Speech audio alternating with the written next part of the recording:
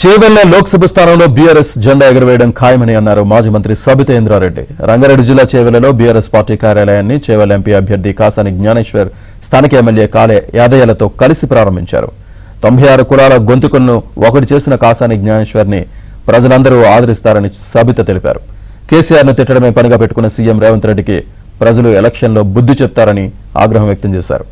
6 గ్యారంటీలు ఇస్తామని ప్రజలను మోసం చేశారని, ఇప్పటివరకు ఏ ఒక్క హామీ కూడా సరిగా అమలు కాలేదని వారు మండిపడ్డారు. బాగుంటుంది, వీరవర్గ వర్గాలకు బాగుంటుంది, సంపన్న వర్గాలకు పనిచేసే విధంగా ఆయన పనిచేసినటువంటి తీరు మనం మీరు బాగా గమనించాలి.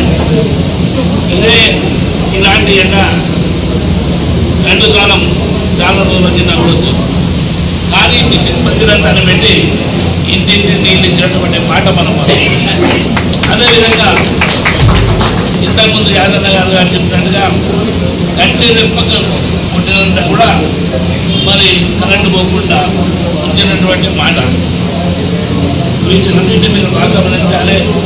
ఇంతకుముందు మాట్లాడినటువంటి పెద్దలు క్లియర్గా మాట్లాడడం జరిగింది. మరి పెద్దలు మాజీ మంత్రి ఎవరు మరి సబితా రెడ్డి గారు నిరంతరం ఆమె నిద్రారెడ్డి లేకుండా 7 ప్రాంతాలు 7 అసెంబ్లీ కాన్స్టిట్యూన్సీలలో ఎటు చూసినా ఆమె ఇది మన గెలుపు గురించి ఏ విధంగా పనిచేస్తుందో మీరందరూ గమనించాలి. మంచి చేయడానికి మనం అందరం కలిసికట్టుగా ఉన్నాం. చెడును విడనాడుగా మంచి ప్రయత్నం చేద్దాం. మీరు బాగా గమనించాలి. ముగ్గురం కూడా మరి బీఆర్ఎస్ నుంచి గతంలో పోయినటువంటి వాళ్ళకు ఇప్పుడు నేను కాంటాక్ట్ చేస్తున్న వ్యక్తి కూడా నేను 5 సంవత్సరాలు